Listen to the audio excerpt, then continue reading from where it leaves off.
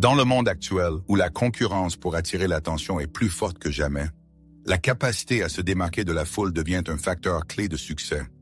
Mais que faire si vos idées restent inaudibles et vos efforts passent inaperçus? Avez-vous déjà eu l'impression de parler dans le vide et que personne ne vous prête attention? Si c'est le cas, vous n'êtes pas seul.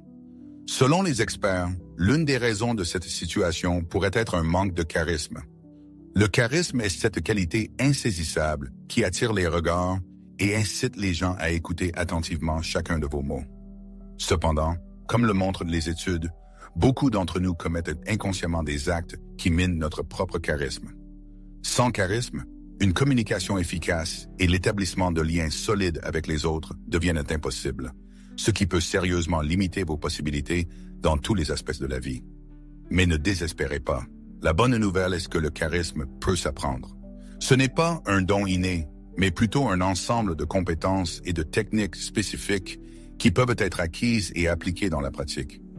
Le charisme n'est pas de la magie, mais une science basée sur la compréhension de la façon dont de petits signaux verbaux et non-verbaux influencent la perception que les autres ont de vous. Par la suite, nous examinerons en détail ce qu'est réellement le charisme et comment les mots et les gestes peuvent le renforcer ou, au contraire, l'affaiblir. Vous découvrirez quels signaux spécifiques utiliser pour faire la bonne impression et quelles erreurs éviter, en tenant compte des particularités de votre personnalité. À la fin de cette analyse, vous disposerez des connaissances et des outils nécessaires pour créer une image charismatique qui attirera l'attention de votre entourage et l'incitera à vous apprécier à votre juste valeur.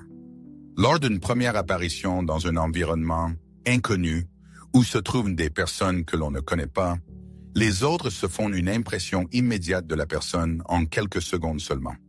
Le nom n'a pas encore été prononcé, mais la décision est déjà prise de savoir si cette personne est sûre d'elle, ouverte à la communication ou intéressante pour une interaction. Ce verdict instantané est basé sur des signaux non-verbaux qui sont involontairement transmis à l'environnement. Vanessa Van Edwards appelle ces signaux le langage secret de la communication, soulignant que chaque nuance de comportement, qu'il s'agisse de la posture, du regard ou de la démarche, contient beaucoup plus d'informations que nous ne le réalisons habituellement. Ces signaux, tels un manifeste silencieux, déclarent au monde « Voici qui je suis », avant même que le premier mot ne soit prononcé. Selon Van Edwards, toute interaction est une sorte de compétition de signaux. Chaque personne évalue constamment les signaux émis par les autres, tandis que ses propres signaux sont soumis à une évaluation similaire. À titre d'exemple, on peut citer la situation d'une rencontre avec un inconnu lors d'une soirée. Si sa poignée de main est molle et que son regard évite le contact direct, le subconscient signale immédiatement « cette personne manque de confiance en elle ». Et c'est là qu'entre en jeu un aspect intéressant découvert par Van Edwards. Les personnalités les plus charismatiques maîtrisent parfaitement l'art d'équilibrer deux types de signaux clés, la chaleur et la compétence. Les signaux de chaleur suscitent un sentiment de confiance chez les gens. Il s'agit notamment d'un sourire sincère, de gestes ouverts et d'un ton de voix amical. Les signaux de compétence, quant à eux, suscitent le respect. Ils se manifestent par une posture droite, une parole claire et un comportement confiant. Le secret réside dans la capacité à trouver une combinaison harmonieuse entre la chaleur et la confiance. Van Edwards affirme que la chaleur gagne la confiance, tandis que la confiance gagne le respect. Ensemble, ces qualités forment le charisme, permettant de se faire apprécier et d'exercer une influence sur les autres. Prenons une situation typique d'entretien d'embauche où le candidat s'efforce de démontrer son professionnalisme et ses connaissances. Il est important non seulement de montrer sa compétence, mais aussi de donner l'impression d'être une personne avec laquelle il est agréable de travailler. Trop insister sur la démonstration de son intelligence au détriment d'un sourire et de la manifestation de sa personnalité peut créer une impression de détachement. Dans ce cas, l'intervieweur peut noter un niveau élevé de connaissances, mais douter de l'envie de travailler avec une telle personne en équipe. C'est un exemple de prédominance de la confiance sur la chaleur. D'un autre côté, une amabilité et une convivialité excessive sans connaissance et expérience suffisante peuvent susciter des doutes quant à l'aptitude professionnelle du candidat. L'intervieweur peut apprécier un caractère agréable, mais s'interroger sur la compétence du candidat. Un excès de chaleur sans le niveau de compétence nécessaire compromet la confiance dans les capacités de la personne. Une démonstration excessive de compétence sans manifestation de chaleur peut rebuter les autres. Les personnalités charismatiques, telles qu'un mentor ou un grand frère, combinent professionnalisme et souci sincère des autres. Un exemple de cette combinaison harmonieuse est Keanu Reeves, un favori de tous. Sa popularité est due à sa capacité à maintenir un équilibre entre la chaleur et la compétence. Keanu Reeves est un acteur talentueux et dévoué à son travail, ce qui témoigne de sa grande compétence. En même temps, il est connu pour sa modestie, sa bienveillance et son attitude attentive envers tous, que ce soit ses collègues ou ses fans, ce qui témoigne de sa chaleur et de son humanité. Vanessa Van Edwards propose une classification détaillée, divisant le charisme en 4 niveaux, ce qui permet de déterminer la position actuelle et de définir les voies pour un développement ultérieur. Le premier niveau se caractérise par une absence totale de charisme, qui se manifeste par un manque de chaleur et de confiance. L'impression que donne une personne peut être perçue comme froide, distante et incompétente, même si ce n'est pas le cas. Indépendamment des qualités personnelles, telles que l'intelligence et la bonté, l'absence de manifestation extérieure de ces qualités les rend imperceptibles pour les autres. Au niveau suivant, on observe une manifestation partielle du charisme, caractérisée par une grande confiance et un manque de chaleur. Ce niveau est souvent rencontré chez les professionnels qui, en démontrant leurs compétences, peuvent donner l'impression de personnes froides et repoussantes. Malgré le respect de leurs compétences, l'absence de chaleur peut créer une barrière dans la communication. Le troisième niveau représente l'opposé du précédent. Une grande chaleur se combine à une compétence insuffisante. Dans ce cas, le problème réside dans le fait que la chaleur sans compétence peut être perçue comme un manque de fiabilité. Bien que les gens puissent apprécier la compagnie d'une telle personne, ils peuvent douter de sa capacité à résoudre des problèmes complexes ou à être un partenaire fiable.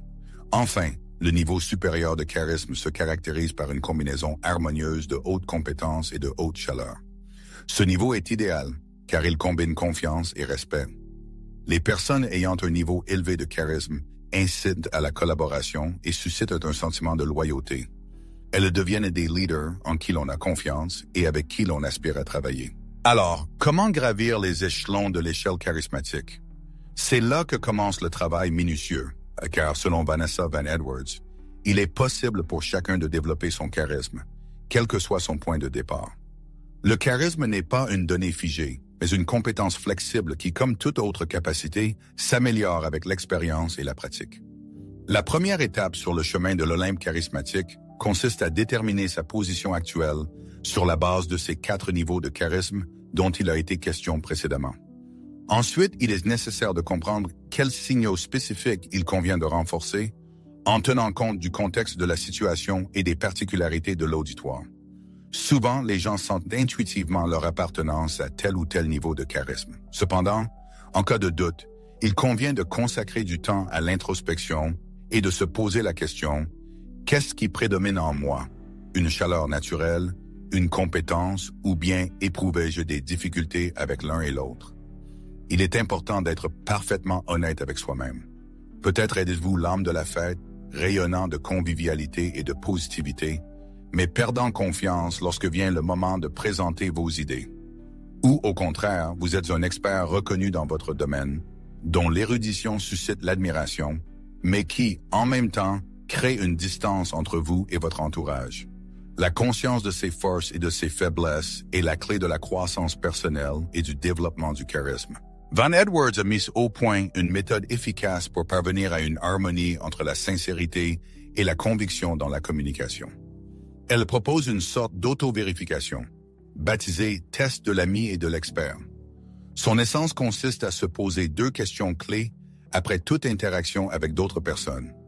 Ai-je réussi à créer une atmosphère de convivialité et de compréhension mutuelle? Et ai-je pu démontrer une connaissance approfondie du sujet abordé?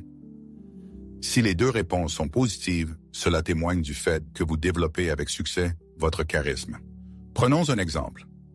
Lors de la présentation d'une nouvelle idée, il est recommandé de commencer par un récit captivant ou une blague spirituelle afin d'établir un lien émotionnel avec l'auditoire.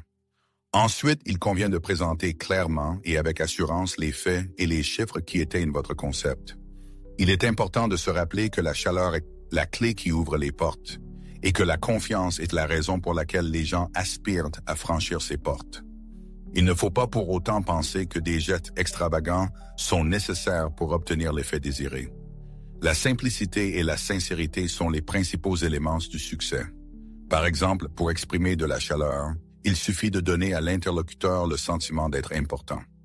Un sourire sincère, un signe de tête approbateur pendant la conversation ou le maintien d'un contact visuel peuvent avoir une influence significative sur la perception que l'on a de vous en tant que personne ouverte et amicale. En ce qui concerne la confiance, votre manière de parler et d'agir joue un rôle clé. Il est important de démontrer sa conviction dans ce que l'on dit par un ton de voix assuré et une parole claire et structurée. Il ne faut pas sous-estimer la force des signaux non-verbaux, car il faut prêter attention non seulement aux mots, mais aussi aux micro-expressions et au langage corporel. Lorsque les mots sont étayés par des micro-expressions sincères et un langage corporel naturel, la confiance augmente. Dans le cas contraire, les gens ont tendance à croire davantage les signaux non-verbaux que les mots prononcés. Cela s'explique par le fait que le corps commence à parler avant même que le premier mot ne soit prononcé. Des études montrent que jusqu'à 93% de la communication se fait au niveau non-verbal. Les micro-expressions et le langage corporel sont capables de révéler instantanément la chaleur, la confiance ou l'inconfort. Les micro-expressions sont des mouvements faciaux fugaces qui trahissent les sentiments véritables d'une personne. Ces expressions durent une fraction de seconde, mais contiennent une énorme quantité d'informations émotionnelles. Par exemple, un sourire sincère, connu sous le nom de sourire de Duchenne, sollicite non seulement les muscles de la bouche, mais aussi les muscles autour des yeux. Si le sourire ne se reflète pas dans les yeux, cela peut être un signe de simulation, qui, en règle générale, ne passe pas inaperçu. Pour rayonner de chaleur, il convient d'entraîner son sourire, qui sollicite tous les muscles du visage, rendant la personne plus ouverte et attirante. Une autre micro-expression importante est le relèvement des sourcils, qui peut témoigner de l'intérêt de l'interlocuteur pour le récit. Les sourcils froncés ou les lèvres étroitement serrées, au contraire, peuvent indiquer de la confusion ou du doute. Il est important de noter que les micro-expressions sont universelles et compréhensibles pour les personnes de différentes cultures. Un sourire sincère ou une expression de dégoût ont la même signification dans le monde entier. Passant à d'autres aspects du comportement corporel, il convient de noter que chaque mouvement d'une personne porte en lui un certain message, comme le souligne Ben Edwards. La confiance, l'ouverture ou, au contraire, la fermeture, tout cela est perçu par les autres. Pour gagner la confiance, il est nécessaire que le langage corporel soit en harmonie avec les mots. Dans le cas contraire, la phrase « Je suis très heureux d'être ici », prononcée avec les bras croisés sur la poitrine, ne suscitera que de la méfiance. La posture joue un rôle clé dans la création d'une impression. Un dos droit et des épaules relevées non seulement démontrent visuellement la confiance, mais favorisent également sa sensation intérieure. Van Edwards appelle cela la pose de puissance, qui permet même en état de nervosité de créer l'illusion d'un contrôle sur la situation, trompant le cerveau. Les personnalités charismatiques ont la capacité de s'adapter à n'importe quel environnement, à l'instar des caméléons. Cependant, il ne s'agit pas d'hypocrisie, mais de sensibilité à la situation, de compréhension des besoins des autres et de capacité à ajuster ses signaux en fonction de ceux-ci. Différentes personnes réagissent différemment à différentes manifestations. C'est pourquoi il est important de comprendre leurs valeurs pour une communication efficace. Certains privilégient la chaleur, d'autres la confiance. Van Edwards conseille de commencer par démontrer de la chaleur, car c'est le moyen le plus rapide d'établir le contact, puis d'ajouter de la compétence pour renforcer la confiance et le respect. Il est important de comprendre que la perfection n'est pas nécessaire pour manifester du charisme.